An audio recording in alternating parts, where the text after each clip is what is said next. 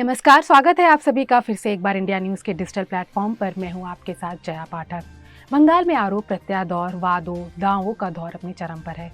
सियासी घमासान भी मचा हुआ है। एक तरफ तृणमूल कांग्रेस, जो उसने एक दशक से अपनी साख बंगाल की सत्ता में बनाए हुए है, उसको आगे भी बनाए रखना चाहती है, तो वहीं बीजेपी ये दावा कर रही है कि इस बार विधानसभा चुनाव में वो 200 से ज़्यादा सीटें लेकर बंगाल में सत्ता बनाएगी। वहीं कांग्रेस और वाम भी अपनी जो पुरानी साख थी बंगाल में उनकी, उसको फिर से बनाए रखना चाहती है। इन सारी चीज़ों के बीच एक चीज़ जो सबसे अहम है वो है चेहरा।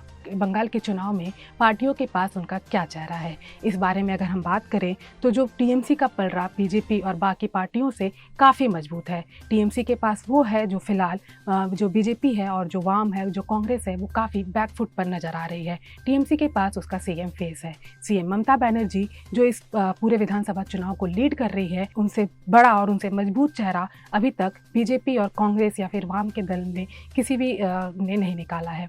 ममता सरकार बंगाल में 10 सालों से राज कर रही है और इस दौरान कुछ उनके प्रशंसक हैं जो उनसे सेटिस्फाइड हैं, जो उनके कार्यकाल से खुश है, तो वहीं ऐसे भी लोग हैं जो उनके कार्यकाल से खुश नहीं हैं, उनके सपोर्टर नहीं हैं। तो ऐसे लोग भी आने वाले विधानसभा के चुनाव में उनके लिए कड़ी चुनौती बन सकते हैं।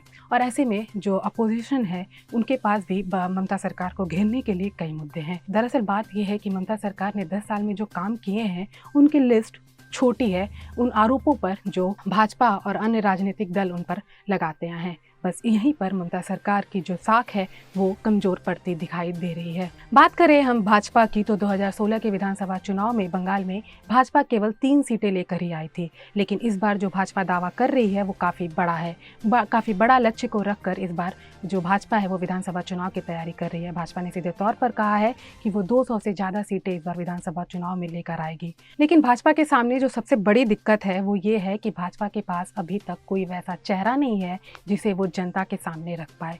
जनता इस मामले में टीएमसी का पलड़ा जो है वो काफ़ी मजबूत है।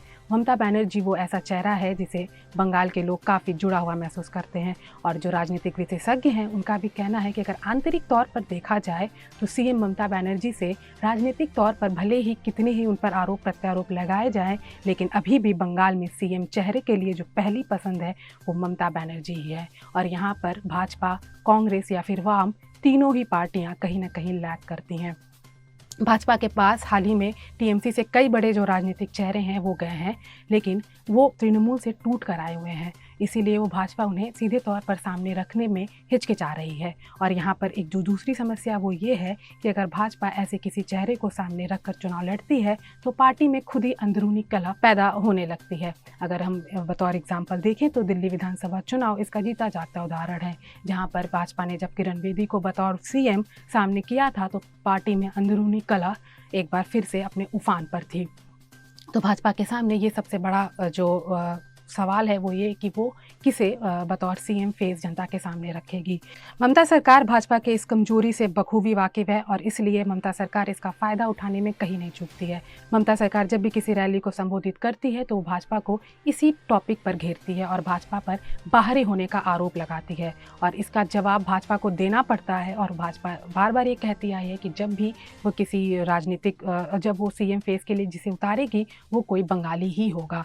भाजपा के सामने भी ये फैक्ट है कि उसे बंगाली चेहरे को ही चुनाव में उतारना पड़ेगा। इसके लिए भाजपा सरकार काफ़ी समय से सौरव गांगुली के टच में थी और ये हम अंदेशा लगा रहे थे कि हो सकता है भाजपा इस बार सौरव गांगुली को ही बतौर सीएम चुनाव में उतारे, लेकिन बीच में दादा की तबीयत खराब हो गई और धीरे धीरे उनका नाम जो है यहाँ से साइड होने लगा है। लेकिन ये जो चर्चा है वो फिर वापस गर्म हो गई है इस बात से जब और जाने माने अभिनेता मिथुन चक्रवर्ती ने आरएसएस प्रमुख मोहन भागवत से मुलाकात की। मोहन भागवत से मिथुन चक्रवर्ती का ये मुलाकात जो है सियासी मायनों में काफ़ी अहम रखता है। हालांकि मिथुन चक्रवर्ती ने साफ तौर पर ये कहा है कि उनकी जो ये मुलाकात थी वो किसी राजनीति से जुड़ी हुई नहीं थी, वो आध्यात्मिक तौर पर थी। लेकिन इस मुलाकात के सियासी मायने जो राजनीतिक विशेषज्ञ हैं वो अपने हिसाब से लगा रहे हैं। अब ये कयास लगाए जा रहे हैं कहीं मिथुन चक्रवर्ती भी ये जो बंगाल की राजनीति में सीधे तौर पर एंट्री ना ले लें। बंगाल में 3.5 दशक तक जो वाम है वो अपना कब्जा जमाए हुई थी उसके बाद सिंगूर आंदोलन हुआ, फिर इसका सीधा सीधा फ़ायदा ममता सरकार को पहुंचा। ममता सरकार ने इस आंदोलन का फ़ायदा उठाने में कोई कसर दीदी ने नहीं छोड़ी और ममता एक बार फिर से सियासत में आ गई। और जैसे ही ममता की जो सियासत में वो आई तो वाम सरकार से कई ऐसे बड़े चेहरे जो हैं वो मुख्यमंत्री ममता बनर्जी के पलड़े में आते गए। और इस हिसाब से हम देखें तो भाजपा के साथ भी कुछ ऐसा ही हुआ है।